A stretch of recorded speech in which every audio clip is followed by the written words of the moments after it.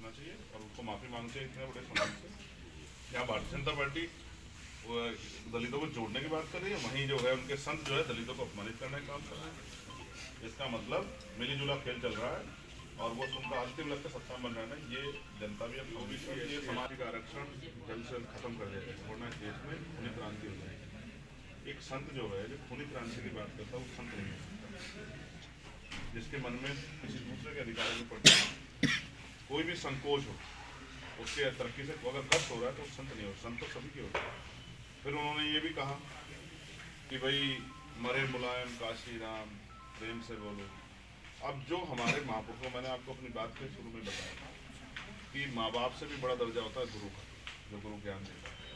तो मान्यवर काशीराम साहब हमारे गुरु, वो हमारे पिता से भी बढ़ते हैं। अगर उनके का कोई उपवास करेगा, उड़ाएगा, मान्यवर मुलायम सिंह जब कोई उपवास उड़ाएगा तो हम स्वीकार नहीं करेंगे। जैसे आपकी आस्था है ऐसे मेरी भी आस्था है, जैसे राम भद्राचार्य जी की आस्था है ऐसे मेरी भी आस्था है। अगर कोई हमारी आस्था से खिलवाड़ करेगा, आदमी की श्रद्धा है ना, किसी की पत्थर में हो जाती है, किसी की जीवित इंसान में भी नहीं होती।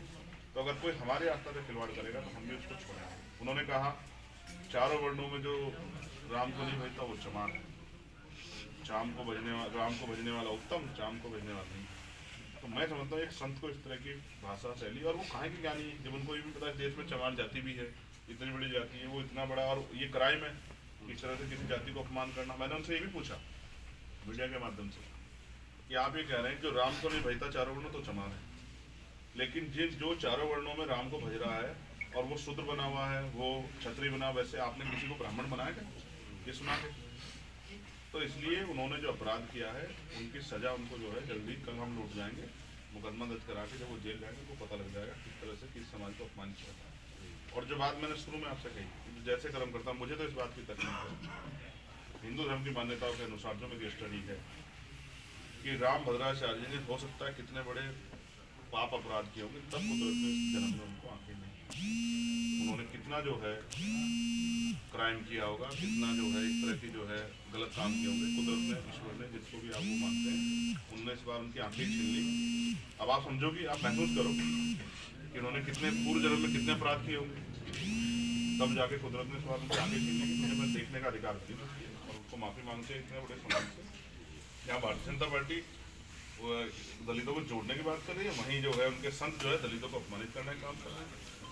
इसका मतलब मिलीजुला खेल चल रहा है और वो उनका अंतिम लक्ष्य सत्ता में बन रहा है। ये जनता भी अब समझेगी और ये समाज जो है ना वोट की चोट से इसका बदला लेगा। अपमान ये भारतीय जनता पार्टी के ही करीब है गुरु जी, तो ये भारतीय जनता पार्टी के इशारे पे किया गया।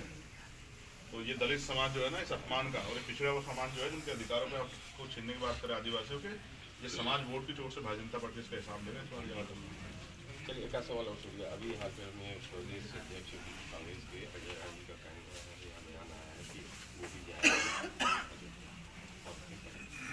फिर आपको कुछ चीज़ें दुरुस्त करनी पड़ेगी, वो तो कल शायद चलेगा जहाँ तक मुझे आइडिया। इसको लेके आप नहीं, कांग्रेस के लोग शायद कल, मैंने कुछ झगड़ा भी हुआ है, कांग्रेस के लोग कल गए थे, कल वो होया है। और यही तो समस्या है, बिना इन्विटेशन वाली डेट के पहले कोई जाएगा उसकी श्रद्धा को माना ही नहीं जाएगा। यही समस्या होगी भारत में। अगर कोई 22 तारीख को नहीं जा रहा है तो उसकी श्रद्धा नहीं है अयोध्या में, ये बताने का प्रयास किया है कि झूठ है। ठीक है, मन मन में, कण कण में, और मन चंगा तो कटौती में कंगा। ठीक है, तो जी को मानने वाले लोग हैं, हमारे मन में यहाँ हमारे इष्ट हैं, हमारे रहबर हैं, हमारे गुरु हैं, और हम सभी धर्मों का सम्मान करते हैं अपनी पार्टी को। बहुत सी बातें हो चुकी हैं, यूपी तक से बातचीत हो रही है, आप जी का संदेश हमारे दर्शकों को। यूपी तक के लिए, यूपी तक बहुत अच्छा काम कर रहा है और यूपी तक को सरकार की नजर न लगे। क्योंकि जब कोई अच्छा काम करता है तो सरकार जिसको भी बर्दाश्त है, कोई भी सरकार वो उसके खिलाफ जिस तरह से ईडी सीबीआई झूठे मुकदमे पत्रकारों को मानसिक रूप से ये नहीं होना चाहिए। और मैं चाहता हूँ पत्रकारों को भी उचित सम्मान जो है सरकारें और अधिकारी पहुँचाएं।